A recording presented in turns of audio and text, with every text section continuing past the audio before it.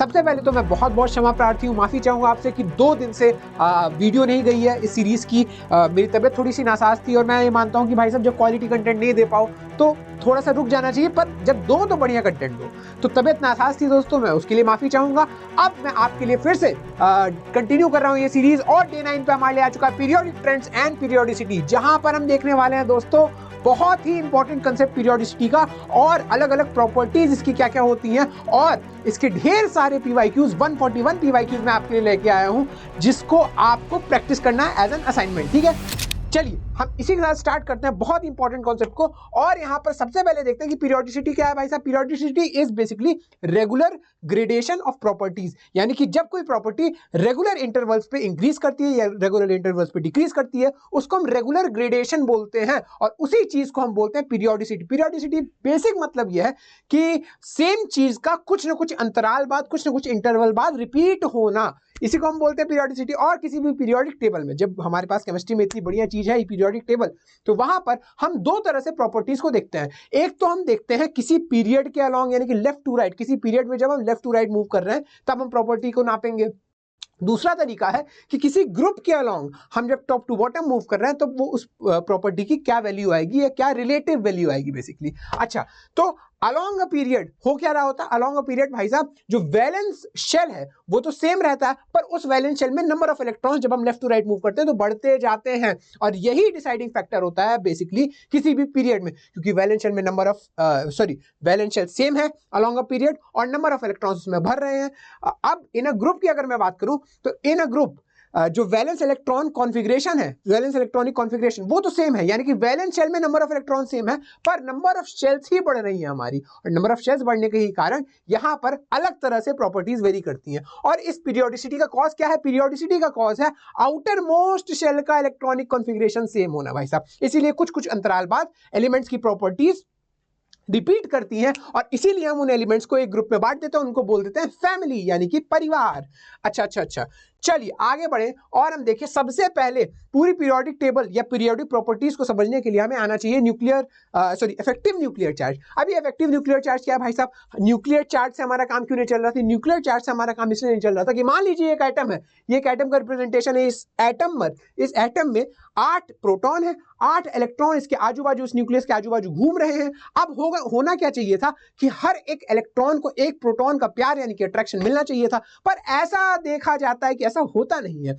जो पास वाला इलेक्ट्रॉन है उसको ज्यादा प्यार मिल रहा है, जो दूर वाला इलेक्ट्रॉन है उसको कम प्यार मिल रहा है। और इसीलिए जब हम किसी भी एक पर्टिकुलर इलेक्ट्रॉन पर इफेक्टिवली कितना न्यूक्लियर चार्ज या न्यूक्लियर अट्रैक्शन लगाया जा रहा है उसको कैलकुलेट करने की कोशिश करते हैं, तो हम ये पाते हैं कि effective nuclear charge is equal to nuclear charge minus some constant, और ये जो कांस्टेंट इसको हम बोलते हैं शील्डिंग इफेक्ट कांस्टेंट या शील्डिंग कांस्टेंट या स्क्रीनिंग कांस्टेंट या स्लेटर्स कांस्टेंट। और ये जो कांस्टेंट है ये हमें बताता है कि ये जो बाकी के इलेक्ट्रॉन्स हैं, यानी कि जो सेम शेल वाले या फिर इनर शेल वाले इलेक्ट्रॉन्स हैं, वो इस इलेक्ट्रॉन को न्यूक्लियस के अट्रैक्शन से शील्ड कर रहे हैं, बचा रहे हैं, इसको न्यूक्लियस का अट्रैक्शन मिलने नहीं दे रहे हैं। ठीक है, और जितना ज्यादा ये शील्ड कर पाएंगे उतना ज्यादा ये अट्रैक्शन से वंचित रहेगा, और इस पर अट्रैक्शन यानी कि इफेक्टिव न्यूक्लियर चार्ज कम हो जाएगा। और जब इस पर इफेक्टिव न्यूक्लियर चार्ज कम हो जाएगा तो इसको आसानी से निकाला जा सकेगा, इसके साथ और भी कुछ खेल खेले जा सकेंगे। ठीक है, और शील्डिंग किन किन इलेक्ट्रॉन्स की वजह से होती है, सबसे इंपॉर्टेंट बात ध्यान रखिएगा, शील्डिंग होती है सेम शेल इलेक्ट्रॉन्स की वजह से या फिर इनर शेल इलेक्ट्रॉन्स की वजह से। आउटर शेल इलेक्ट्रॉन्स की वजह से कभी शील्डिंग नहीं होती है। अब जब हम लेफ्ट टू राइट मूव करते हैं भाई साहब सुनिएगा, इन अ पीरियड जब हम लेफ्ट टू राइट मूव करते हैं तो नंबर ऑफ प्रोटॉन बढ़ते हैं, हर एक एलिमेंट पर एक प्रोटॉन बढ़ेगा, नंबर ऑफ इलेक्ट्रॉन भी बढ़ेगा, पर नंबर ऑफ प्रोटॉन 100% एफिशिएंसी में बढ़ रहा है, यानी कि एक प्रोटॉन बढ़ रहा है तो उस प्रोटॉन की एफिशिएंसी 100% है। पर एक इलेक्ट्रॉन जब बढ़ रहा है तो उस इलेक्ट्रॉन की एफिशिएंसी 100% नहीं है। क्यों? क्योंकि वो इलेक्ट्रॉन मूवेबल चार्ज है, वो इलेक्ट्रॉन एक जगह से दूसरी जगह घूम रहा है, वो एटम में एक फिक्स जगह पर स्थिर नहीं है, इसीलिए वो 100% एफिशिएंसी के साथ मौजूद नहीं है।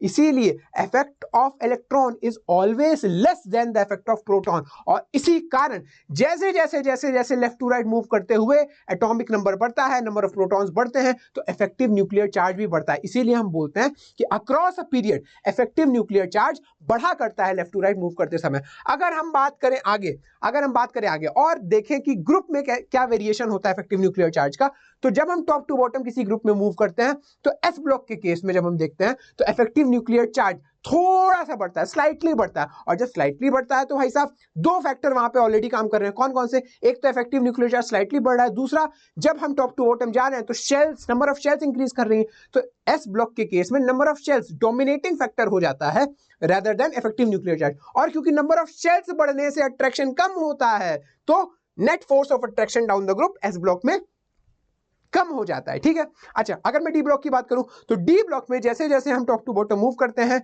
बहुत तेजी से इफेक्टिव न्यूक्लियर चार्ज बढ़ता है भाई साहब, और effective nuclear charge becomes the dominant factor. और इसीलिए अब नंबर ऑफ शेल्स बढ़ने का कोई प्रभाव नहीं है। जब effective nuclear charge dominant factor बन चुका है तो नंबर ऑफ शेल्स का कोई प्रभाव नहीं आएगा और जेड इफेक्टिव के बढ़ते ही force of attraction down the group बढ़ जाएगा।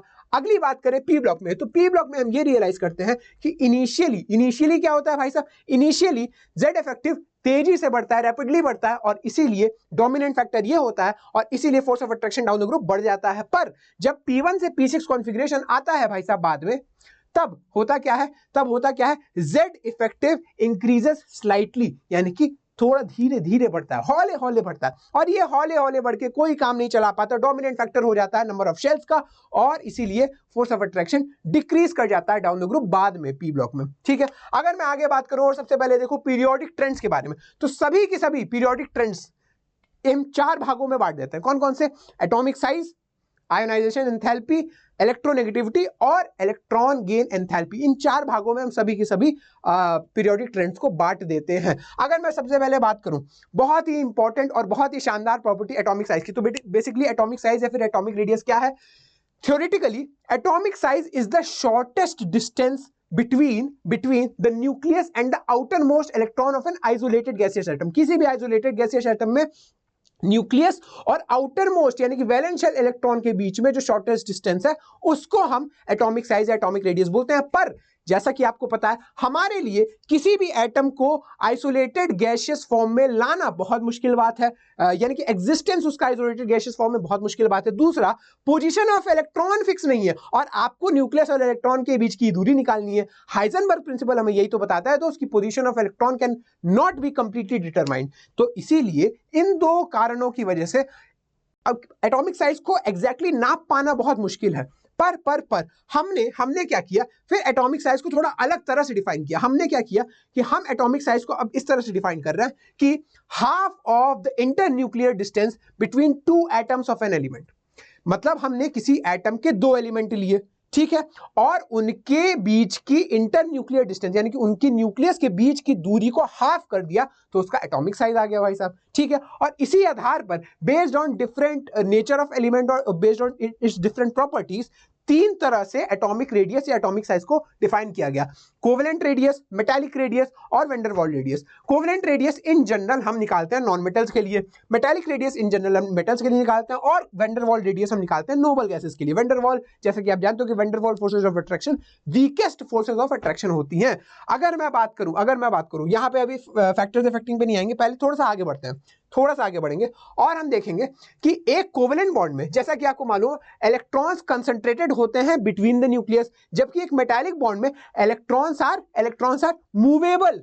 पर वैन डर वाल्स में तो भाई इलेक्ट्रॉन्स का बहुत खुला खेल हो रहा होता है, बहुत ही वीक बॉन्ड होते हैं, और इसीलिए अगर मैं फोर्स ऑफ अट्रैक्शन की बात करूं तो सबसे ज्यादा कोवेलेंट बॉन्ड में होगा, फिर मेटालिक बॉन्ड में, फिर वैन डर वाल्स बॉन्ड में, और मेटालिक और वैन डर वाल्स बॉन्ड में भी मेटालिक बॉन्ड में बहुत ज्यादा होगा as compare to van der Waals में। ठीक है, इसीलिए तो वैन डर वाल्स फोर्सेस को बॉन्ड नहीं बोलते हैं, क्योंकि बॉन्ड बोलने के लिए क्राइटेरिया होता है, ठीक है, एक मिनिमम अमाउंट ऑफ फोर्स होता है, उससे ऊपर किसी भी अट्रैक्शन को हम बॉन्ड बोलते हैं, इसलिए वैन डर वाल्स फोर्सेस को बॉन्ड नहीं बोला करते। ठीक है, अगर मैं रेडियस या फिर एटॉमिक साइज की बात करूं तो इसीलिए क्योंकि यहां पर फोर्सेस ऑफ अट्रैक्शन सबसे ज्यादा है, तो कोवेलेंट रेडियाई जो होता है वो सबसे कम होता है, फिर मेटालिक रेडियाई, और उससे बहुत ज्यादा बड़ा होता है वैन डर वाल रेडियाई। अब सुनो, फॉर अ पर्टिकुलर एटम मैं बात करूं तो यही ऑर्डर होता है, सबसे बड़ा होता है किसी भी पर्टिकुलर एटम के लिए वैन डर वाल रेडियाई, और उसके बाद मेटालिक रेडियाई, और उसके बाद कोवेलेंट रेडियाई।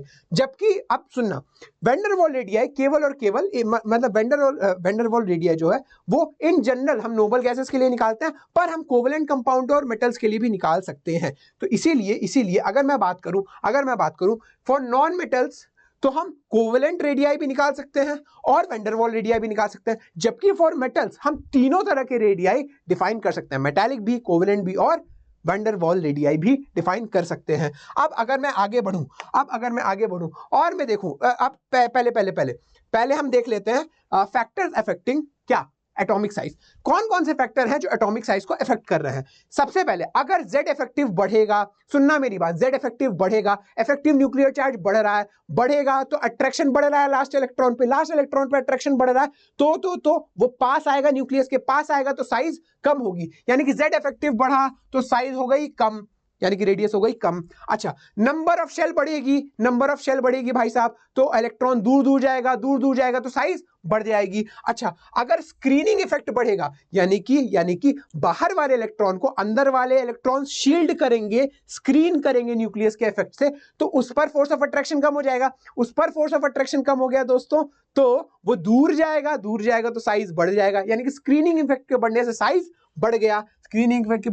बढ़ गया, अगर magnitude of negative charge increase कर गया, सुनना, magnitude of negative charge increase कर गया तो अंदर ही अंदर रिपल्शन होगा भाई साहब, तो चीज फैलेगी यानी कि साइज बढ़ेगा। अगर मैग्नीट्यूड ऑफ पॉजिटिव चार्ज बढ़ गया, पॉजिटिव चार्ज बढ़ने के कारण Z इफेक्टिव बढ़ जाएगा तो चीज सिकुड़ेगी यानी कि साइज कम हो जाएगा। अगर बॉन्ड ऑर्डर बढ़ गया भाई साहब, तो ऑब्वियस सी बात है कि रेडियस डिक्रीज होगा, क्योंकि बॉन्ड ऑर्डर बढ़ने से ही साइज कम होती है और स्टेबिलिटी बढ़ती है, इसीलिए रेडियस डिक्रीज हो जाएगा। यहां पर आप इसके एग्जांपल्स भी देख सकते हो। अगर मैं आपसे बात करूं पीरियोडिक वेरिएशन की, यानी कि किस तरह से हम लेफ्ट टू राइट और टॉप टू बॉटम देख रहे होंगे पीरियोडिक टेबल में, तो अगर मैं बात करूं on moving left to right, सुनिएगा, अब मैं पहले एस ब्लॉक और पी ब्लॉक की बात कर लेता हूं। On moving left to right, जैसा कि आपको पता है शेल नंबर तो चेंज नहीं हो रहा, शेल तो सेम है। अब हो क्या रहा है, shell number remain same but Z effective बढ़ जाता है भाई साहब, तो होना क्या चाहिए, एटॉमिक साइज कम होनी चाहिए, तो होती भी है, इन जनरल कम होती भी है, पर अब क्योंकि हम सभी एलिमेंट्स को एक ही स्केल पे नहीं नाप रहे, एक ही स्केल का मतलब है कि एक ही रेडियाई सभी एलिमेंट्स के लिए नहीं लगा रहे, किसी की हम कोवेलेंट रेडियाई देख रहे हैं, किसी की हम मेटालिक देख रहे हैं, किसी की हम वैन डर वाल देख रहे हैं, तो एग्जैक्टली अगर मैं बोलूं, जो नोबल गैसेस होती है उनकी हम वैन डर वाल रेडियाई देखा करते हैं, और इसीलिए क्योंकि वैन डर वाल रेडियाई सबसे ज्यादा होती है, इसीलिए किसी भी पीरियड में, खासकर पीरियड 1, 2 और 3 में जो नोबल गैसेस हमारी होती हैं, दे आर द लार्जेस्ट, यानी कि सबसे बड़ी साइज उनकी होती है। तो noble gases are highest in their respective period, क्योंकि उनके पास वैन डर वाल रेडियस होती है। अगर मैं पीरियड्स 1, 2, 3 की बात करूं, तो मैंने ऑर्डर भी लिख रखा है, ग्रुप 18 यानी कि नोबल गैसेस सबसे बड़ी होती हैं, उसके बाद फिर ग्रुप 1 आएगा, फिर ग्रुप 2 आएगा, और ग्रुप 17 सबसे छोटा। पर अगर मैं पीरियड्स 4, 5, 6, 7 फोर्थ पीरियड से बात करूं, तो ग्रुप 1 सबसे बड़ा आ जाता है, और फिर ग्रुप 18 आता है, यानी कि नोबल गैसेस उसके बाद आती है, और फिर ग्रुप 2 से लेकर ग्रुप 17 तक का खेल चलता है। अगर मैं टॉप टू बॉटम मूव करने की बात करूं दोस्तों, तो टॉप टू बॉटम मूव करने पे नंबर ऑफ शेल्स बढ़ जाते हैं, नंबर ऑफ शेल्स बढ़ेंगे भाई साहब, तो एटॉमिक साइज बढ़ेगी ही बढ़ेगी, ठीक है। पर एक और इसमें बहुत खास बात होती है कि rate of increase in atomic size decrease कर जाती है, यानी कि जिस रेट से पहले इंक्रीज कर रही थी, जिस रेट से पहले एटॉमिक साइज इंक्रीज कर रही थी, अब उस रेट से एटॉमिक साइज इंक्रीज नहीं करेगी, जैसे जैसे हम टॉप टू बॉटम मूव करेंगे भाई साहब, ठीक है। यानी कि अगर मैं इसका एक प्रैक्टिकल एप्लीकेशन बताऊं, तो लिथियम ले लीजिए, सोडियम ले लीजिए, पोटेशियम ले लीजिए, रुबिडियम ले लीजिए, सीजियम ले लीजिए, ठीक है। मान लीजिए इन दोनों में साइज डिफरेंस है x, इन दोनों में साइज डिफरेंस है y, इन दोनों में साइज डिफरेंस है z, ठीक है। तो अगर आपको x, y और z को कंपेयर करना है, तो आप ये बोल सकते हो कि x is greater then y is greater then z, यानी कि साइज डिफरेंस जो है जैसे जैसे हम टॉप टू बॉटम जा रहे हैं घट रहा है, साइज डिफरेंस घट रहा है, साइज नहीं घट रही है, साइज का डिफरेंस घट रहा है, ठीक है। अच्छा, अगर मैं डी ब्लॉक एलिमेंट्स की बात करूं तो जब हम लेफ्ट टू राइट जाते हैं तो वहां पर दो फैक्टर्स साइमल्टेनियसली चल रहे होते हैं। पहली बात कि लेफ्ट टू राइट जाते समय जेड इफेक्टिव बढ़ता है, बिल्कुल बढ़ता है भाई, एटॉमिक नंबर बढ़ रहा है, जेड इफेक्टिव बढ़ेगा। पर दूसरी बात, नंबर ऑफ अनपेयर्ड इलेक्ट्रॉन्स का भी वहां खेला चल रहा होता है भाई साहब, क्योंकि मेटालिक बॉन्डिंग भी है। अब सुनना मेरी बात, जैसे जैसे हम लेफ्ट टू राइट जाएंगे जेड इफेक्टिव बढ़ेगा। अच्छा, जेड इफेक्टिव बढ़ेगा तो साइज कम होनी चाहिए, जेड इफेक्टिव बढ़ेगा तो साइज होनी चाहिए कम। अच्छा, जैसे जैसे हम लेफ्ट टू राइट जाते हैं नंबर ऑफ अनपेयर्ड इलेक्ट्रॉन भी एक पॉइंट तक बढ़ते हैं, ठीक है। अब नंबर ऑफ अनपेयर्ड इलेक्ट्रॉन बढ़ेंगे तो मेटालिक बॉन्डिंग यानी कि मेटल मेटल अट्रैक्शन बढ़ेगा, मेटल मेटल अट्रैक्शन बढ़ेगा तो वहां पर भी साइज कम होगी, यानी कि यहां पर भी साइज होनी चाहिए कम, ठीक है। तो अब इससे होता क्या है, इससे होता क्या है मैं आपको प्रैक्टिकली दिखा देता हूं। एक मिनट रुकिएगा दोस्तों, ये देखिए डी ब्लॉक में जब हम ये देखिए स्कैंडियम, टाइटेनियम, वेनेडियम, क्रोमियम यहां तक जाते हैं तो क्या हो रहा होता है भाई साहब, जेड इफेक्टिव हो रहा होता है बढ़, यानी कि जेड इफेक्टिव बढ़ रहा होता है और नंबर ऑफ अनपेयर्ड इलेक्ट्रॉन भी बढ़ रहे होते हैं।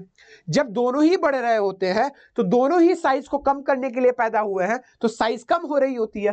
पर जब मैंगनीज से बारी आ जाती है, मैंगनीज से लेके निकल तक, मैंगनीज से लेके बेसिकली कोबाल्ट तक, मैंगनीज से लेके बेसिकली कोबाल्ट तक, तो यहां पर क्या हो रहा होता है कि जेड इफेक्टिव तो बढ़ रहा है पर नंबर ऑफ अनपेयर्ड इलेक्ट्रॉन्स घट रहे हैं। नंबर ऑफ अनपेयर्ड इलेक्ट्रॉन्स घटने से वो जो साइज कम हो रहा था अब वो कम नहीं हो रहा है, अब वो साइज बढ़ रहा है। नंबर ऑफ अनपेयर्ड इलेक्ट्रॉन घट रहे हैं, मेटल मेटल अट्रैक्शन नहीं है, मेटल मेटल अट्रैक्शन नहीं है तो साइज बढ़ेगा। और क्योंकि अब दोनों फैक्टर्स एक दूसरे को कैंसिल आउट कर रहे हैं, इसीलिए यहां पर size is almost constant, almost constant. आप देख भी सकते हो साइज यहां पर ऑलमोस्ट कांस्टेंट है। फिर जैसे ही हम निकल, कॉपर और जिंक की बात करते हैं तो वहां पर दोस्तों, वहां पर अगर मैं बताऊं जेड इफेक्टिव बोलो बढ़ रहा होता है पर number of electron, unpaired electron बिल्कुल ही कम हो गए। वहां पर डोमिनेंट फैक्टर हो जाता है नंबर ऑफ अनपेयर्ड इलेक्ट्रॉन और साइज तुरंत की तुरंत एक्सपोनेंशियली बढ़ जाती है। आप देख सकते हो इस तरह से साइज बढ़ रही है, ठीक है भाई साहब।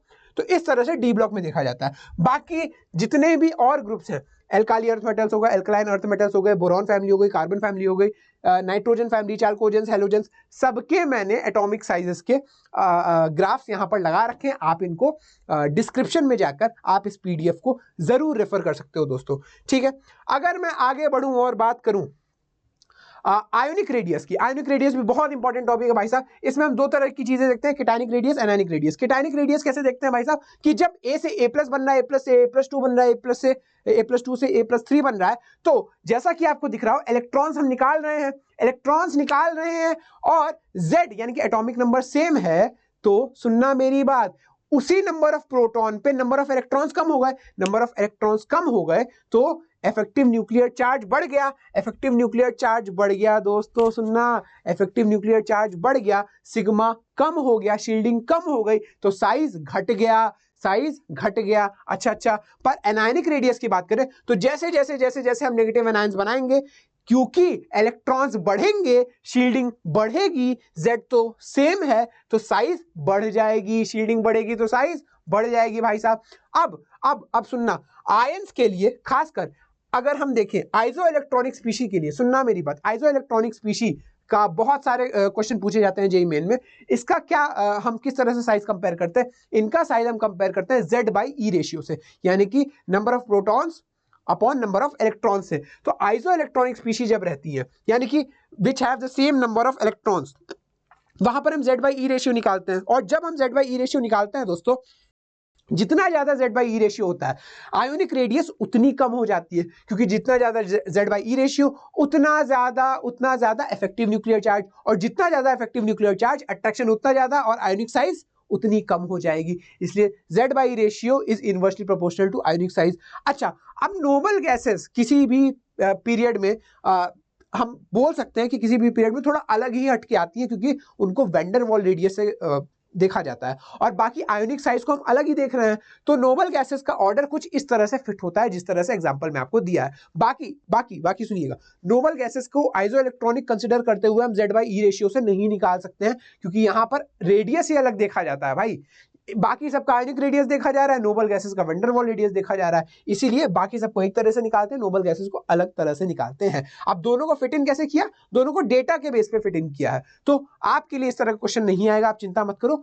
पर बस आपको ये पता होना चाहिए कि नोबल गैसेस को आइसोइलेक्ट्रॉनिक स्पीशीज की तरह ट्रीट मत कर देना, क्योंकि ये हम तब कर पा रहे हैं जब हम आयोनिक रेडियस की बात कर रहे हैं। अगर मैं आगे बढ़ूं और आपसे बात करूं कुछ एक्सेप्शंस की, जो एटॉमिक साइज में कुछ एक्सेप्शंस आते हैं, तो ये देखिए सेकंड पीरियड में अगर आप देखो, जैसा कि हम बोलते हैं कि लेफ्ट टू राइट जाते समय, बोलो बोलो बोलो, लेफ्ट टू राइट जाते समय एटॉमिक साइज डिक्रीज करनी चाहिए, देखिए देखिए देखिए कर रही है, पर सबसे राइट वाला यानी कि नोबल गैस नियॉन, ये सबसे ऊपर आ गया। क्यों ऊपर आ गया? क्योंकि van der Waal radius compare कर रहे थे, van der Waal radius consider कर रहे थे। अगर मैं आपसे बात करूं डी ब्लॉक के केस में लेंथेनाइट कॉन्ट्रैक्शन की वजह से, लेंथेनाइट कॉन्ट्रैक्शन का क्या मतलब होता है भाई साहब? जब, सुनना मेरी बात, मैं आपको एक और चीज बताता हूं जो शायद मेरे से चूक गई। हाँ देखिए, यहां पर लेंथेनाइट कॉन्ट्रैक्शन की वजह से, लेंथेनाइट कॉन्ट्रैक्शन क्या होता है? 4f इलेक्ट्रॉन्स जब आ जाते हैं, जब 4d से 5d मूव कर रहे होते हैं, तो बीच में 4f इलेक्ट्रॉन्स आ जाते हैं। 4f इलेक्ट्रॉन्स की बहुत ज्यादा पुअर शील्डिंग होती है, बहुत ज्यादा पुअर शील्डिंग की वजह से जो बाहर वाला इलेक्ट्रॉन है उस पर इफेक्टिव न्यूक्लियर चार्ज बढ़ जाता है, इफेक्टिव न्यूक्लियर चार्ज बढ़ जाता है तो साइज एक बैक कम हो जाता है, और जब एक बैक कम हो जाता है तो सुनिएगा, जैसे जैसे हम 3D से 4D मूव करते हैं तो हम क्या बोलते हैं भाई साहब कि साइज बढ़नी चाहिए, ऑब्वियसली नंबर ऑफ शेल बढ़ा है, साइज बढ़नी चाहिए।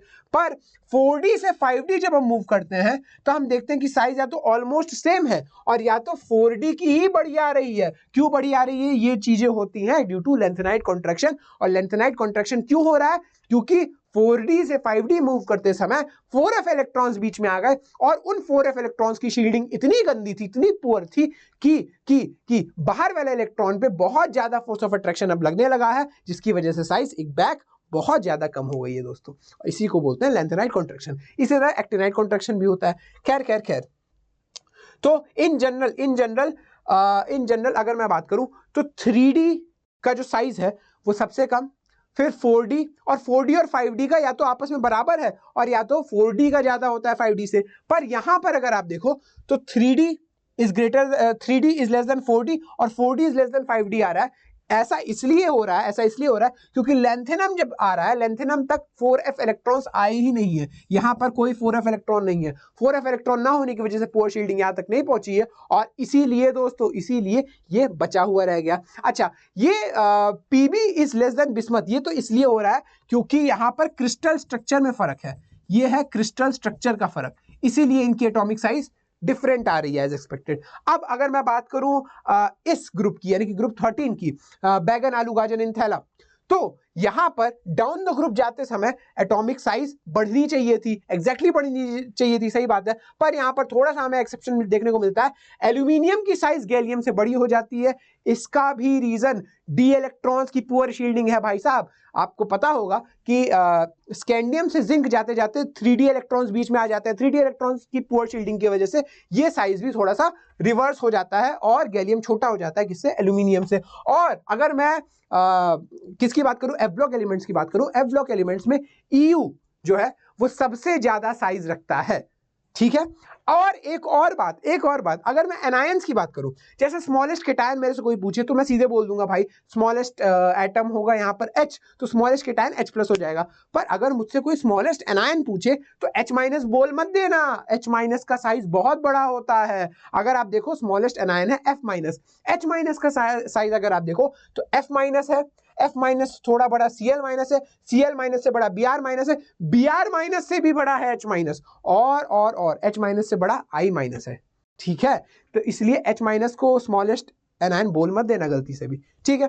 और ये सब Z/E रेशियो के बेसिस पे कैलकुलेट किया गया है। अगर मैं आगे देखूं तो आता है ionisation enthalpy. Ionisation enthalpy basically क्या है दोस्तों? Ionisation enthalpy is the minimum amount of energy, basically ionisation energy की पहले हम बात कर लेते हैं। आयनाइजेशन एनर्जी क्या है भाई साहब? It is the minimum amount of energy required to eject या remove an electron from an isolated gaseous atom या आयन। तो बेसिकली जब हम एक आइसोलेटेड गैसियस एटम या फिर आयन में से एक इलेक्ट्रॉन को रिमूव कर रहे हैं, आउटर मोस्ट इलेक्ट्रॉन को रिमूव कर रहे हैं, तो वहां पर जो मिनिमम अमाउंट ऑफ एनर्जी हमें अपनी जेब से खर्च करनी पड़ेगी उसी को हम आयनाइजेशन एनर्जी बोलते हैं।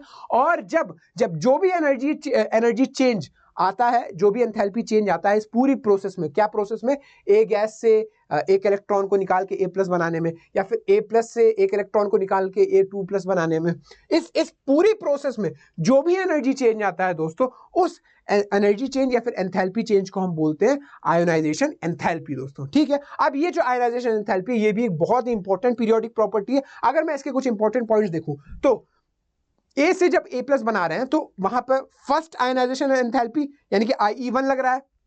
A+ से A2+ बना रहे हैं तो वहां पर सेकंड आयोनाइजेशन एंथैल्पी यानी कि IE2 लग रहा है, और A+2 से A+3 बना रहे हैं तो थर्ड आयोनाइजेशन एंथैल्पी IE3 लग रहा है। और ये जो सक्सेसिव आयोनाइजेशन एंथैल्पीज है वो इंक्रीजिंग ऑर्डर में होती है, यानी कि वो बढ़ती जाती है। मान लीजिए सबसे पहले मैंने 400 किलो जूल एनर्जी खर्च की ए से A+ बनाने में, तो अगली बार भी 400 किलो जूल, अगले इलेक्ट्रॉन को भी निकालने में 400 किलो जूल खर्च नहीं करूंगा, क्योंकि मान लीजिए यहां पर 10 प्रोटॉन 10 इलेक्ट्रॉन थे और एक इलेक्ट्रॉन अब मैंने निकाल दिया है, तो अब 10 प्रोटॉन और 9 इलेक्ट्रॉन रह गए। तो हर एक इलेक्ट्रॉन पे अगर आप Z/E रेशियो निकालो, हर एक इलेक्ट्रॉन पे अब अमाउंट ऑफ अट्रैक्शन फोर्स बढ़ गया है। अब फोर्स ऑफ अट्रैक्शन बढ़ गया है तो हमें उस इलेक्ट्रॉन को इजेक्ट करवाने के लिए, रिमूव करने के लिए ज्यादा फोर्स, ज्यादा एनर्जी अपनी जेब से खर्च करनी पड़ेगी। और जब हमें ज्यादा एनर्जी खर्च करनी पड़ेगी तो भाई साहब, अगर हमने इस स्टेप में 400 जूल या किलो जूल एनर्जी जो भी खर्च की थी, तो इस स्टेप में हमें 400 से ज्यादा, मान लो हमें 900 खर्च करनी पड़ी, तो अगले स्टेप में तो और ज्यादा करनी पड़ेगी, क्योंकि और ज्यादा जेड इफेक्टिव बढ़ जाएगा भाई साहब।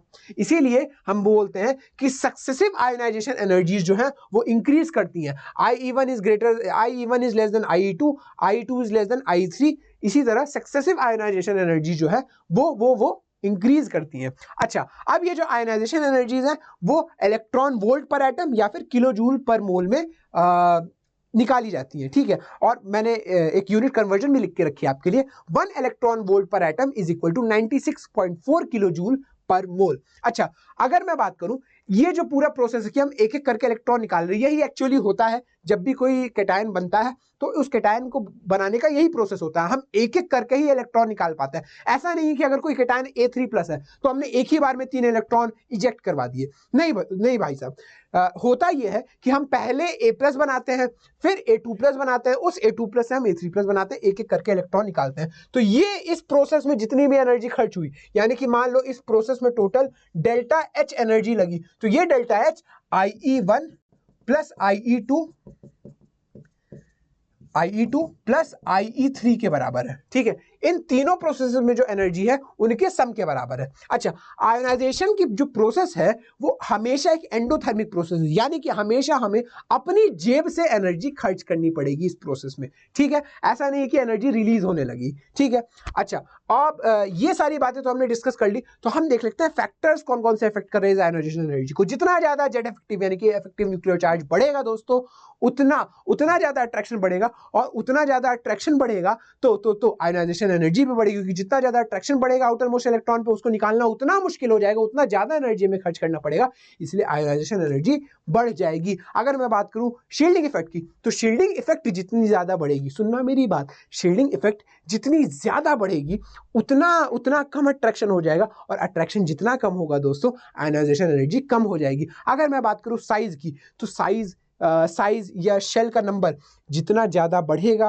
अट्रैक्शन उतनी कम हो जाएगी, अट्रैक्शन जितनी कम होगी, आयोनाइजेशन एनर्जी भी उतनी कम हो जाएगी। अगर मैं पेनिट्रेशन पावर ऑफ सबशेल की बात करूं, तो पेनिट्रेशन पावर जितना ज्यादा बढ़ेगा, आयोनाइजेशन एनर्जी उतनी ज्यादा बढ़नी चाहिए, क्योंकि अट्रैक्शन भी तो उतना ज्यादा बढ़ रहा है। तो अगर पेनिट्रेशन पावर मैं सबशेल्स को कंपेयर करूं, तो सबसे ज्यादा पेनिट्रेशन पावर होता है S का, फिर P का, फिर D का, फिर F का। अच्छा, और हाफ फिल्ड और फुल फिल्ड जो कॉन्फ़िगरेशंस होते हैं, फॉर एग्जांपल S1 या S2 कॉन्फ़िगरेशन, हाफ फिल्ड या फुल फिल्ड, P3 या फिर P6 कॉन्फ़िगरेशन, ऐसे D5 कॉन्फ़िगरेशन या फिर D10 कॉन्फ़िगरेशन, ये सब हाफ फील्ड या फुल फील्ड जो भी इलेक्ट्रॉनिक कॉन्फ़िगरेशंस होती है वो हद से ज्यादा, थोड़ा सा ज्यादा ही स्टेबल होती है, और इसीलिए इनकी जो आयोनाइजेशन एनर्जी है, इन कॉन्फ़िगरेशंस की आयोनाइजेशन एनर्जी एक्सपेक्टेड से ज्यादा हो जाती है दोस्तों। इसीलिए जब हम नॉर्मल ऑर्डर लिखते हैं, जब हम ट्रेंड देखते हैं पीरियोडिक वेरिएशन का, तो अगर मैं S या P ब्लॉक में देखूं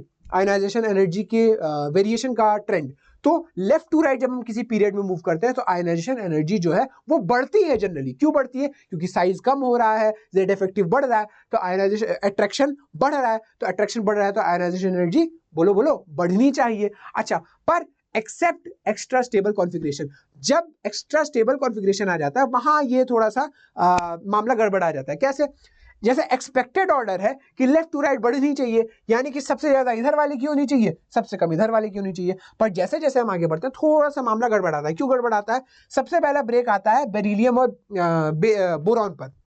क्यों? क्योंकि ये जो बेरिलियम है अगर आप ध्यान से देखो तो इसका एस सबशेल कंप्लीटली फिल्ड है, कंप्लीटली फिल्ड वाले की इससे ज्यादा हो जाएगी।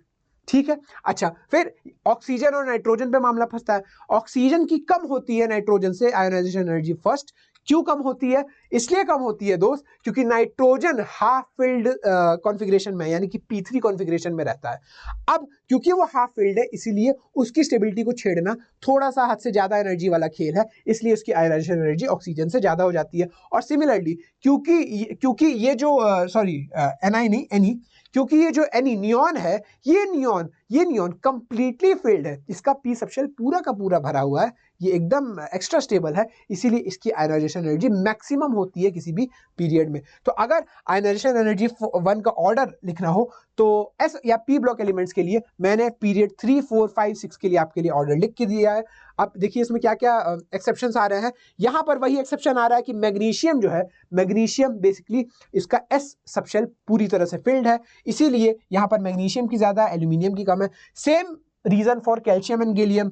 अगर मैं बात करूं एस और पी के लिए भी यही रीजन है, क्योंकि नाइट्रोजन की फैमिली का है फास्फोरस और फास्फोरस का भी हाफ फिल्ड कॉन्फ़िगरेशन है। सिमिलरली एएस का भी हाफ फिल्ड कॉन्फ़िगरेशन है, इनका भी रीजन एक्सप्लेन हो गया। अगर मैं बीआई और पी की बात करूं तो जैसा अभी हमने देखा था एटॉमिक साइज हमने कंपेयर किया था, तो एटॉमिक साइज इनका रिवर्स ऑर्डर आ रहा है। क्यों? क्योंकि इनका क्रिस्टल स्ट्रक्चर अलग था, इसीलिए इनका आयनाइजेशन एनर्जी का ये ऑर्डर आ रहा है। एटॉमिक साइज अगर आपको याद हो तो बीआई का ज्यादा था, पी का कम था। ठीक है।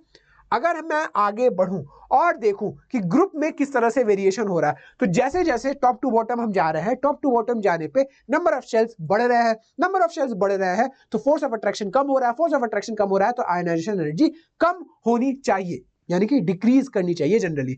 पर अब देखो इसमें कुछ कुछ एक्सेप्शन है। क्या क्या एक्सेप्शन है? सबसे पहले तो फिर से बैगन, आलू, गाजर इन थैला में एक्सेप्शन आ गया। किस तरह से एक्सेप्शन आ गया भाई साहब? एक्सपेक्टेड ऑर्डर क्या था कि डिक्रीज करनी चाहिए, यानी कि सबसे ज्यादा बोरॉन की, फिर एल्यूमिनियम, फिर गैलियम, ये। पर एक्चुअल ऑर्डर क्या आ गया? एक्चुअल ऑर्डर में सबसे ज्यादा बोरॉन की तो है, पर फिर आ गया थैलियम, फिर गैलियम, फिर एल्यूमिनियम और फिर इंडियम। इंडियम की सबसे कम आई है, जबकि जबकि जबकि जबकि थैलियम बोरॉन के बाद आ चुका है। बहुत ही ज्यादा उल्टा पुल्टा ऑर्डर है। अगर मैं ग्रुप 14 में भी बात करूं तो ग्रुप 14 में भी ये कम होते होते नीचे जाके एक मामले में फंस जाता है जो कि है एसएन और पीबी। तो यहां पर रिवर्स ऑर्डर आ जाता है, PB is greater than SN हो जाता है। अगर मैं ग्रुप 1 की बात करूं तो ग्रुप 1 में जो सीजियम है, सीजियम और फ्रांशियम की आयनाइजेशन एंथैल्पी ऑलमोस्ट बराबर हो जाती है, जबकि ग्रुप 2 में ऑर्डर रिवर्स हो जाता है और रेडियम की जो आयनाइजेशन एनर्जी है वो बेरियम से बड़ी हो जाती है दोस्तों, और यहां पर थोड़ा सा एक्सेप्शन क्रिएट हो जाता है। अगर मैं आपसे आगे बात करूं, अगर मैं डी ब्लॉक एलिमेंट्स की बात करूं दोस्तों, तो एक पीरियड में जब हम लेफ्ट टू राइट मूव कर रहे होते हैं तो जेड इफेक्टिव बढ़ रहा होता है। जेड इफेक्टिव बढ़ेगा, आयनाइजेशन एनर्जी बढ़ जाएगी, और अगर आयनाइजेशन एनर्जी बढ़ रही है तो ऑर्डर ये होना चाहिए। पर यहां पर भी थोड़ी सी त्रुटि इधर उधर देखने को मिलती है। वेनेडियम सबसे पहले त्रुटि क्रिएट करता है और वेनेडियम की जो आयनाइजेशन एनर्जी है वो कम हो जाती है। किससे किससे किससे? अरे टाइटेनियम से। और सेम त्रुटि यहां पर देखने को मिलती है। ये जो ऑर्डर है ये पूरी तरह से रिवर्स हो जाता है और ये ऑर्डर कुछ इस तरह का देखने को हमें मिल जाता है, और ये सब खेल होता है due to number of unpaired electron. ठीक है। अब अगर मैं आगे बात करूं और टॉप टू बॉटम देखूं तो top to bottom D block elements में अगर मैं ग्रुप 3 में देखूं तो 3D is greater than 4D is greater than 5D is greater than 6D। पर ग्रुप 10 में यही ऑर्डर आके 5D इज ग्रेटर देन 4, पूरा का पूरा ऑर्डर रिवर्स हो जाता है। 5D सबसे बड़ा, जबकि उसके बाद 4D, फिर उसके बाद 3D। और अगर मैं ग्रुप 8, 9, 11, 12 में देखूं दोस्तों तो 5D is greater then 3D is greater than 4D। ये सब लेंथेनाइट कंट्रैक्शन का खेल है। ठीक है। अगर मैं आगे बढ़ूं और आपसे बात करूं तो ये मैंने सारे ग्रुप्स के लिए आयनाइजेशन एंथैल्पी का भी टेबल आपको दे रखा है, आप यहां से रेफर कर सकते हो दोस्तों। इलेक्ट्रॉन गेन एंथैल्पी की अब जल्दी से बात करते हैं। इलेक्ट्रॉन गेन एंथैल्पी क्या है दोस्तों? Electron gain enthalpy basically it is the enthalpy change जब किसी भी एक आइसोलेटेड गैसियस एटम या आयन में हम एक इलेक्ट्रॉन को ऐड कर रहे हैं, तो जो भी एंथैल्पी चेंज आएगा दोस्तों उसी को हम इलेक्ट्रॉन गेन एंथैल्पी बोलते हैं। इलेक्ट्रॉन गेन एंथैल्पी और इलेक्ट्रॉन एफिनिटी ये दो अलग अलग शब्द है। इलेक्ट्रॉन एफिनिटी क्या है? जैसा कि आपको मालूम है, एफिनिटी बेसिकली अट्रैक्शन को बोलते हैं या स्वागत को बोलते हैं। तो जब भी किसी आइसोलेटेड गैसियस एटम या आयन में हम इलेक्ट्रॉन को ऐड कर रहे होते हैं, तो वो तो सुनना तो वो जो एटम है, वो कितना एटम है या आयन है, वो उस इलेक्ट्रॉन को कितना वेलकम कर रहा है, उस वेलकमिंग टेंडेंसी को हम इलेक्ट्रॉन एफिनिटी बोलते हैं। अब इलेक्ट्रॉन को वेलकम कैसे किया जा सकता है भाई साहब? इलेक्ट्रॉन को वेलकम किया जा सकता है अगर हम ज्यादा स्टेबल होकर एनर्जी रिलीज कर दें। तो अगर इलेक्ट्रॉन के जुड़ने पर एनर्जी रिलीज हो रही है तो उसकी इलेक्ट्रॉन एफिनिटी पॉजिटिव आएगी। ठीक है, तो इलेक्ट्रॉन एफिनिटी बेसिकली क्या है? Electron affinity is basically the energy release जब इलेक्ट्रॉन ऐड होता है किसी आइसोलेटेड गैसियस एटम या आयन में। जबकि इलेक्ट्रॉन गेन एंथैल्पी क्या है? Electron gain enthalpy basically it is the change in enthalpy, जो भी एंथैल्पी चेंज हो रहा है जब किसी आइसोलेटेड गैसियस एटम या आयन में हम इलेक्ट्रॉन को ऐड कर रहे हैं। तो अगर मैं बात करूं, अगर ये प्रोसेस हो रही है, ए गैस में हम इलेक्ट्रॉन ऐड कर रहे हैं और ए माइनस गैस बना रहे हैं, और यहां पे डेल्टा एच जो है वो -20 इलेक्ट्रॉन वोल्ट पर एटम है। यानी कि इस पूरी प्रोसेस का जो एंथैल्पी चेंज है वो 20 इलेक्ट्रॉन वोल्ट पर एटम आ रहा है, पर माइनस में, यानी कि एनर्जी रिलीज हो रही है। तो यहां पर ईजी क्या है? -20 इलेक्ट्रॉन वोल्ट पर एटम। पर इलेक्ट्रॉन एफिनिटी क्या है? इलेक्ट्रॉन एफिनिटी तो बेसिकली एनर्जी रिलीज होती है, तो वो तो +20 इलेक्ट्रॉन वोल्ट पर एटम आएगी। ठीक है, अच्छा अगर मैं बात करूं इलेक्ट्रॉन एफिनिटी और इलेक्ट्रॉन गेन एंथैल्पी की दूसरे केस में, तो यहां पर ए गैस में जब इलेक्ट्रॉन हम ऐड कर रहे हैं और ए माइनस गैस बन रहा है, तो जो डेल्टा एच है वो आ रहा है 20 इलेक्ट्रॉन वोल्ट पर एटम। यानी कि हम अपनी जेब से 20 electron volt per atom energy लगानी पड़ रही है। यानी कि यहां पर ईजीई जो आएगा वो +20 इलेक्ट्रॉन वोल्ट पर एटम आएगा। जबकि अब यहां पर कोई एनर्जी रिलीज तो हो नहीं रही है, और जब एनर्जी रिलीज नहीं एब्जॉर्ब हो रही है, तो इसकी electron affinity -20 electron volt per atom आएगी भाई साहब। ठीक है, कोई समस्या? अच्छा, अगर कोई समस्या नहीं है तो सुनना मेरी बात ध्यान से। अब जब हम ए गैस यानी कि किसी न्यूट्रल एटम में इलेक्ट्रॉन को ऐड करके ए माइनस बना रहे हैं, तो ये जो first electron gain enthalpy Eg1 है, ये किसी न्यूट्रल एटम के लिए पॉजिटिव भी हो सकती है, किसी के लिए नेगेटिव भी हो सकती है। पॉजिटिव कब होगी? जब हमें अपनी जेब से एनर्जी लगाकर इलेक्ट्रॉन ऐड करना पड़े। और नेगेटिव कब होगी भाई साहब? नेगेटिव तब होगी जब इलेक्ट्रॉन ऐड करने पे वो इतना स्टेबल हो रहा है कि एनर्जी रिलीज हो जाए। पर जब हम A माइनस से A2 माइनस बना रहे हैं, इलेक्ट्रॉन को ऐड कर रहे हैं और A2 माइनस बना रहे हैं, तो second electron gain enthalpy is always positive. यानी कि जब हम दूसरी बार इलेक्ट्रॉन ऐड कर रहे होते हैं किसी भी न्यूट्रल एटम में, तो वो हमेशा एक एंडोथर्मिक प्रोसेस है दोस्तों। हमेशा हमें अपनी जेब से एनर्जी लगानी पड़ेगी। ठीक है दोस्तों, अगर मैं इसके कुछ इंपॉर्टेंट पॉइंट्स की बात करूं, तो देखो ए गैस से जब हम ए माइनस गैस बना रहे हैं, एक इलेक्ट्रॉन को ऐड कर रहे हैं, ए माइनस से A2 माइनस बना रहे हैं, एक और इलेक्ट्रॉन को ऐड कर रहे हैं, इन सभी प्रोसेसेस में जो भी इंडिविजुअल इलेक्ट्रॉन एफिनिटीज होंगी, अगर हम उनका सम कर दें, तो वो नेट प्रोसेस यानी कि ए गैस पे 3 इलेक्ट्रॉन ऐड करके A3 माइनस गैस को बनाने में जब जो नेट इलेक्ट्रॉन एफिनिटी आ रही है उसके बराबर हो जाएगी। अच्छा, अगर मैं आपसे आगे बात करूं और मैं देखूं कुछ इंपॉर्टेंट पॉइंट्स इसके,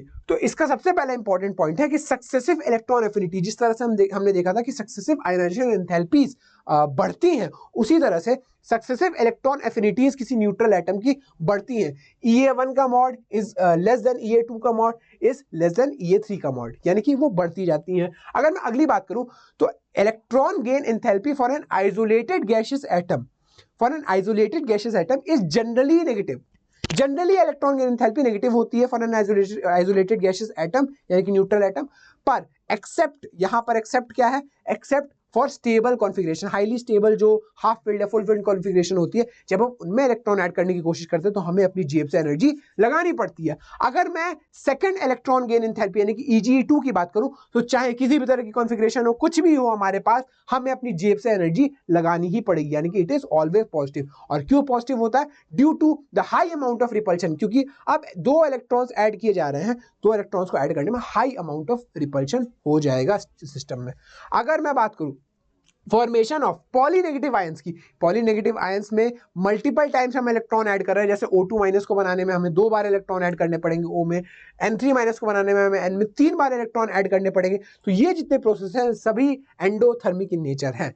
ठीक है, ठीक है भाई साहब। अगर मैं आगे बढ़ूं और दोस्तों मैं बात करूं रिलेशनशिप क्या होता है, रिश्ता क्या होता है, ये रिश्ता क्या कहलाता है इलेक्ट्रॉन एफिनिटी और आयनाइजेशन एंथैल्पी का, तो सुनना मेरी बात, इलेक्ट्रॉन एफिनिटी किसी न्यूट्रल एटम का किसके बराबर होता है भाई साहब, ionisation enthalpy of its anion के। क्यों? क्योंकि जब ए गैस में हम इलेक्ट्रॉन को जोड़ रहे हैं तो इस पूरी प्रोसेस को हम बोलेंगे इलेक्ट्रॉन एफिनिटी ऑफ ए, जबकि ए माइनस गैस से हम इलेक्ट्रॉन को निकाल कर ए गैस बना रहे हैं तो इसको हम बोलेंगे electron affinity sorry ionisation enthalpy of A minus. तो ये जो दोनों चीजें हैं ये बराबर होंगी। ठीक है, अच्छा अगर मैं आपको बताऊं तो ionisation enthalpy of neutral atom is equal to electron of affinity of its cation. यानी कि दोस्तों जब हम ए गैस में से एक इलेक्ट्रॉन निकाल कर ए प्लस बना रहे हैं तो इसको हम बोलेंगे आयनाइजेशन एनर्जी या एंथैल्पी ऑफ ए, जबकि हम ए प्लस गैस में इलेक्ट्रॉन जोड़ रहे हैं और ए गैस बना रहे हैं तो इसको हम बोलेंगे electron affinity of A plus.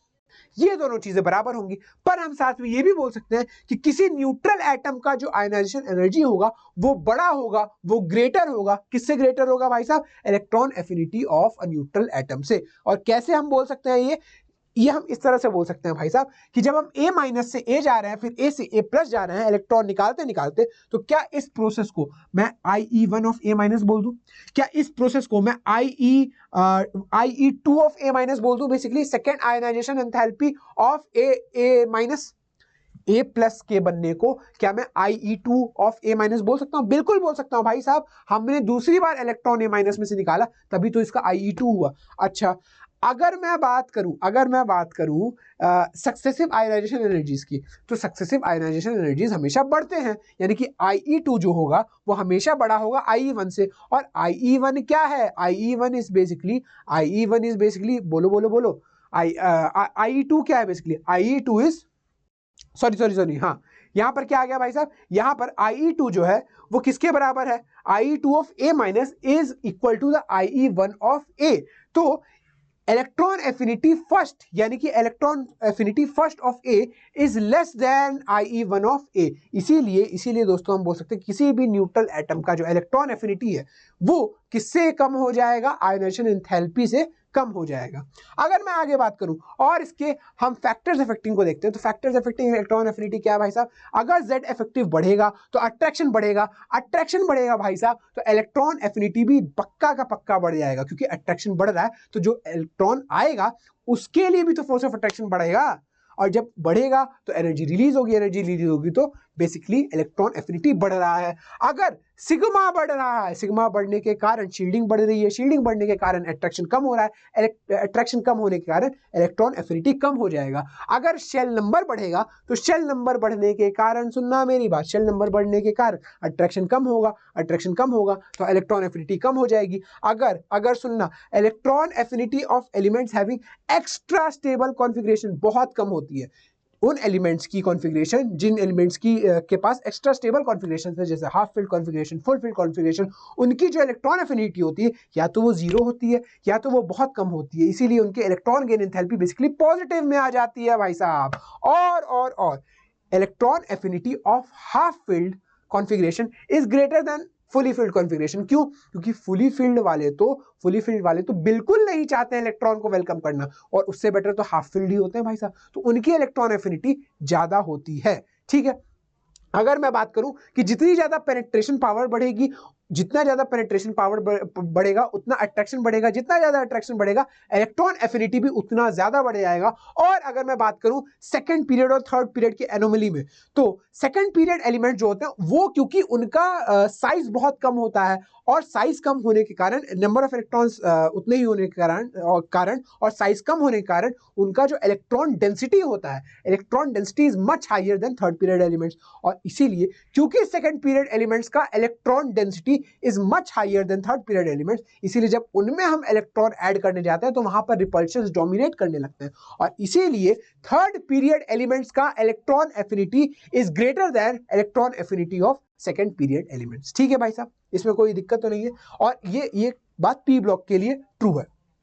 इसीलिए हम बोलते हैं कि फ्लोरीन का सबसे ज्यादा इलेक्ट्रॉन एफिनिटी होना चाहिए था, पर फ्लोरीन का ना होकर क्लोरीन का इलेक्ट्रॉन एफिनिटी सबसे ज्यादा होता है। ऐसा क्यों होता है? क्योंकि फ्लोरीन का साइज बहुत छोटा होता है, इलेक्ट्रॉन डेंसिटी बहुत ज्यादा होती है, इसीलिए जब हम इलेक्ट्रॉन को ऐड करते हैं तो उतना ज्यादा एनर्जी रिलीज नहीं कर पाता है जितना ज्यादा क्लोरीन रिलीज कर देता है। ठीक है, और यही केस हम थर्ड पीरियड के सारे एलिमेंट्स में देखते हैं। अगर मैं आगे बढ़ूं और इसके पीरियोडिक वेरिफिकेशन की बात करूं, पीरियोडिक वेरिएशन की बात करूं, तो क्या होता है एस या पी ब्लॉक के केस में, जब हम किसी पीरियड में लेफ्ट टू राइट मूव करते हैं भाई साहब, तो लेफ्ट टू राइट मूव करने पे जेड इफेक्टिव बढ़ता है, अट्रैक्शन बढ़ता है, और अट्रैक्शन बढ़ेगा तो इलेक्ट्रॉन एफिनिटी भी दोस्तों बढ़ेगा।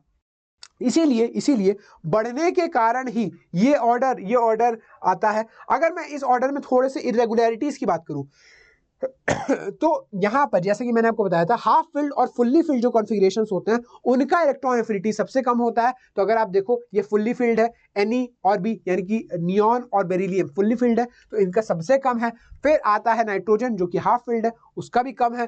फिर आते हैं हमारे नॉर्मल एलिमेंट जैसे बोरॉन, लिथियम, इनका ऑर्डर भी थोड़ा सा एक्सचेंज है, पर ये एक्सचेंज इसलिए है क्योंकि पेनिट्रेशन पावर हमने देखा था, जितनी ज्यादा पेनिट्रेशन पावर होगी अट्रैक्शन उतना ज्यादा होगा, अट्रैक्शन जितना ज्यादा होगा इलेक्ट्रॉन एफिनिटी उतनी ज्यादा होगी। लिथियम के केस में 2s का पेनिट्रेशन पावर ज्यादा होता है 2p से, इसीलिए लिथियम की इलेक्ट्रॉन एफिनिटी ज्यादा होती है एज कंपेयर टू बोरॉन। और उसके बाद आ जाता है फिर कार्बन, ऑक्सीजन, फ्लोरीन, ये तो नॉर्मल ऑर्डर है। ठीक है, अगर मैं बात करूं Ea2 of third period elements की, तो ऑलमोस्ट सेम सा केस आ जाता है। यहां पर आ जाते हैं हमारे फुल्ली फिल्ड वाले, यहां पर आता है हमारा पेनिट्रेशन वाला फैक्टर, और यहां पर आ जाता है हाफ फिल्ड वाला फैक्टर। ठीक है, अब मैं आगे बात करूं ग्रुप्स की, तो इन अ ग्रुप जैसा कि आप सोच सकते हो नंबर ऑफ शेल्स बढ़ते जाते हैं, नंबर ऑफ शेल्स बढ़ते हैं तो अट्रैक्शन कम होता है, अट्रैक्शन कम होता है तो इलेक्ट्रॉन एफिनिटी कम होनी चाहिए, और कम होती भी है। पर जैसा कि मैंने आपको बताया सेकंड पीरियड एलिमेंट्स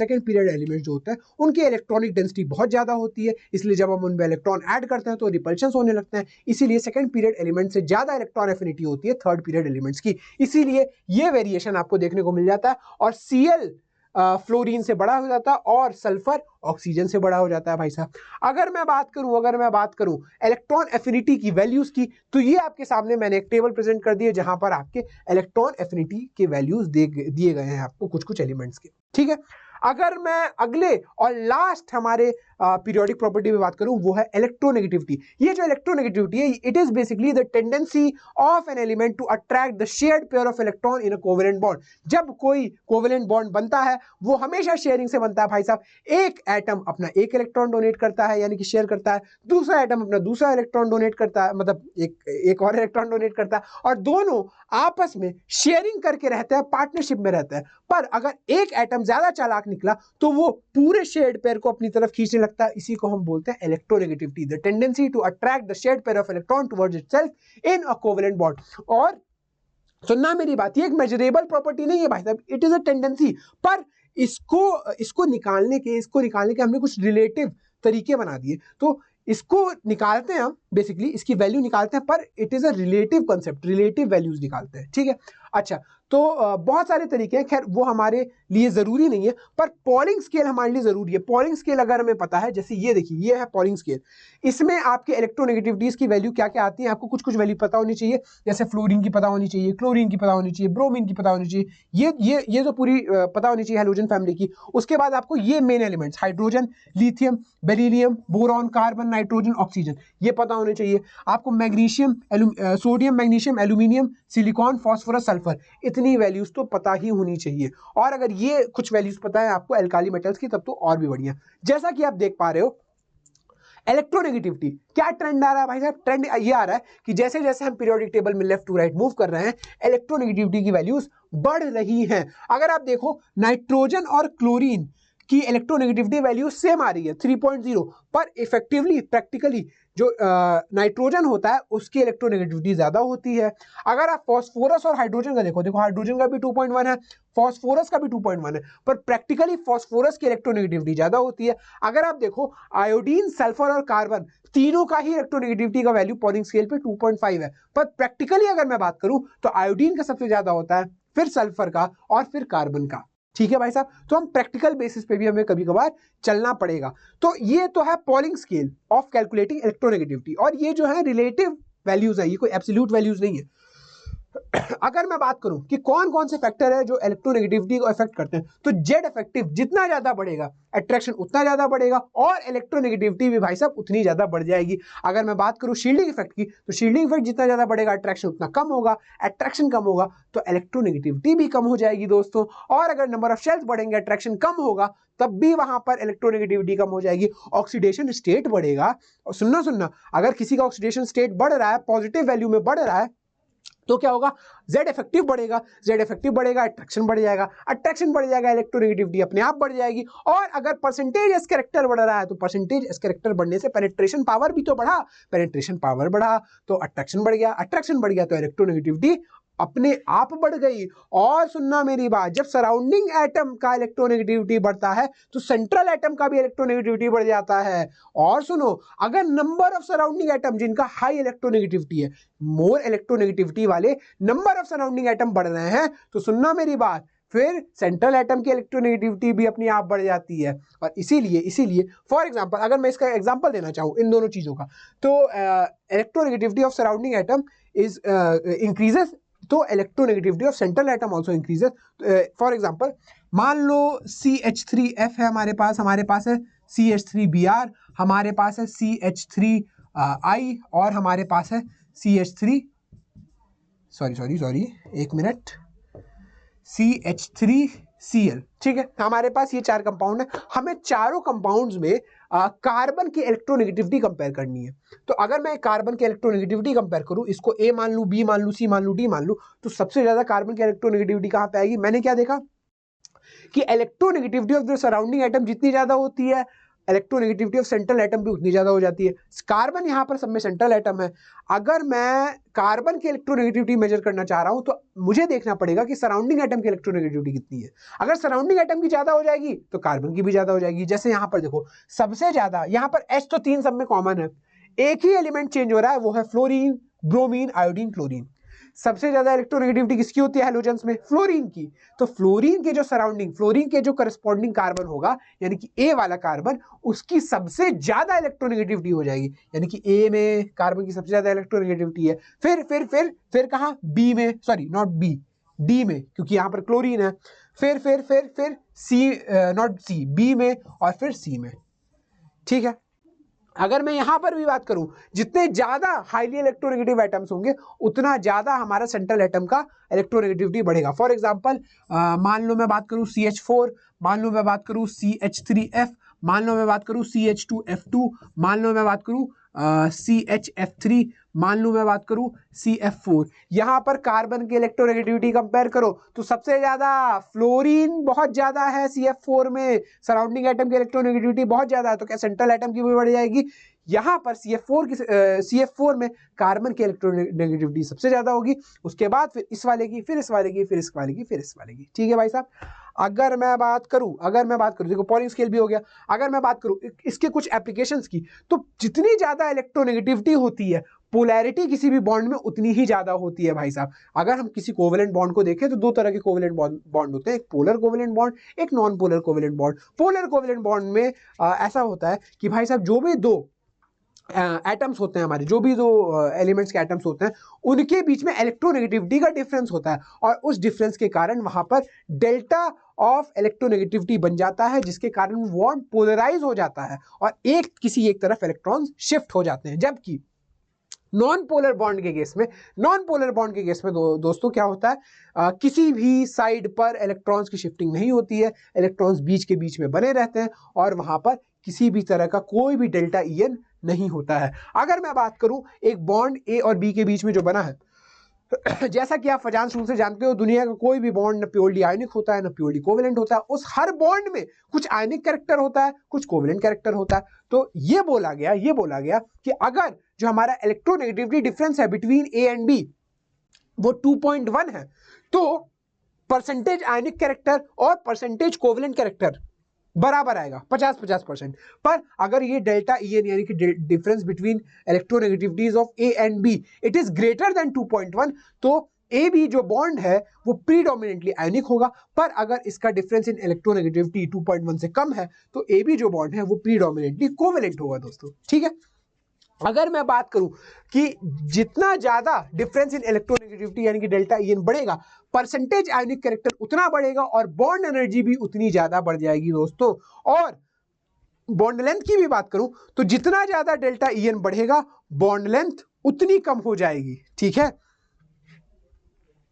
और अगर मैं एसिडिक नेचर ऑफ ऑक्साइड्स की बात करूं तो सुनना मेरी बात, सुनना, इलेक्ट्रोनेगेटिविटी जितनी ज्यादा होगी, नेगेटिव चार्ज को स्टेबलाइज करने की टेंडेंसी उतनी ज्यादा हो जाएगी। अगर आप एसिड्स की बात करो दोस्तों, एसिडिक कैरेक्टर कब बढ़ता है? एसिडिक कैरेक्टर तब बढ़ता है जब कोई एसिड बहुत ही स्मूथली, बहुत ही ज्यादा मात्रा में H+ दे।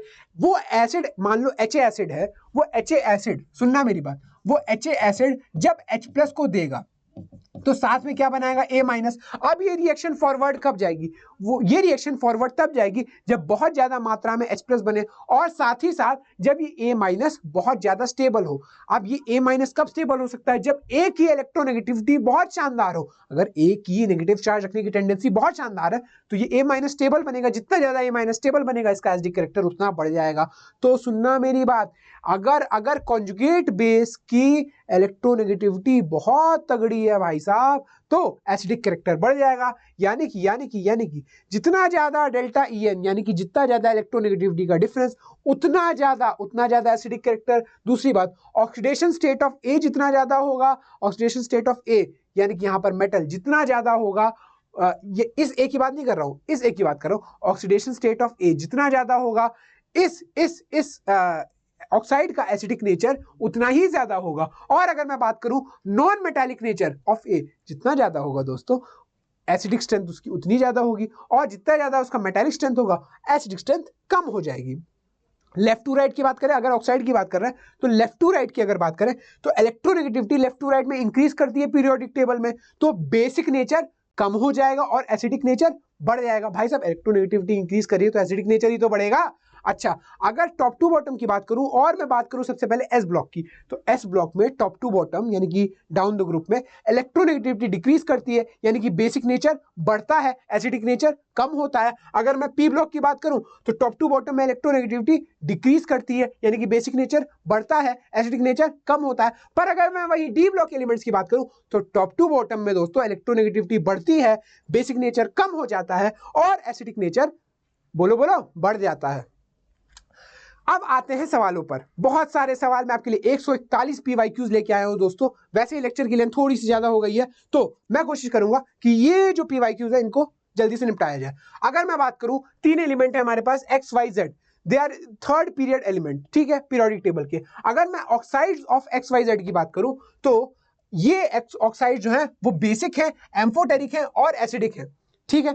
अच्छा, यानी कि लेफ्ट टू राइट जाने पर एसिडिक कैरेक्टर बढ़ रहा है, लेफ्ट टू राइट जाने पर एसिडिक कैरेक्टर बढ़ रहा है, एसिडिक कैरेक्टर बढ़ रहा है, यानी कि सुनना, लेफ्ट टू राइट जाने पर एसिडिक कैरेक्टर बढ़ रहा है ऑक्साइड का। और बढ़ना चाहिए, क्यों बढ़ना चाहिए? क्योंकि लेफ्ट टू राइट जाने पर इलेक्ट्रोनेगेटिविटी बढ़ती है। अगर लेफ्ट टू राइट जाने पर एसिडिक कैरेक्टर बढ़ रहा है, इलेक्ट्रोनेगेटिविटी क्योंकि बढ़ती है, तो जो एटॉमिक नंबर का वेरिएशन होना चाहिए वो भी तो लेफ्ट टू राइट में बढ़ना ही चाहिए। यानी कि सबसे ज्यादा जो एटॉमिक नंबर होना चाहिए वो Z का होना चाहिए, फिर होना चाहिए Y का, और फिर होना चाहिए X का।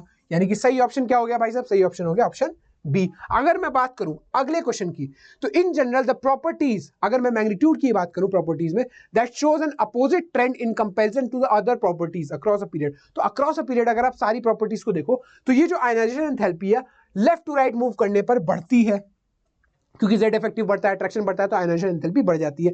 इलेक्ट्रोनेगेटिविटी की अगर बात करो तो लेफ्ट टू राइट मूव करने पर इलेक्ट्रोनेगेटिविटी भी बढ़ती है, क्योंकि Z इफेक्टिव बढ़ता है, अट्रैक्शन बढ़ जाता है। इलेक्ट्रॉन गेन एंथैल्पी की भी बात करूं तो लेफ्ट टू राइट बढ़ने पर इलेक्ट्रॉन गेन एंथैल्पी भी बढ़ती है, वही सब फैक्टर। पर एटॉमिक रेडियस जो है वो घट जाता है, तो सबसे अलग यही है, डी हमारा आंसर हो गया। The first and second ionization enthalpy of a metal are 496 and 4560। अब देखो, फर्स्ट आयनाइजेशन एंथैल्पी और सेकंड में कितना डिफरेंस है? बहुत ज्यादा डिफरेंस है। ये हम ये बता रहा है कि उस मेटल के वैलेंस शेल में केवल एक ही इलेक्ट्रॉन था, यानी कि बेसिकली वो एक एल्काली मेटल था। बेसिकली वो कैसा मेटल था? एल्काली मेटल था, एल्काली मेटल। और एल्काली मेटल का एग्जांपल क्या है? लिथियम, सोडियम, पोटेशियम, ऐसे ऐसे मेटल, ठीक है। how many moles of HCl and H2SO4 respectively will be needed to react completely with 1 mole of metal hydroxide.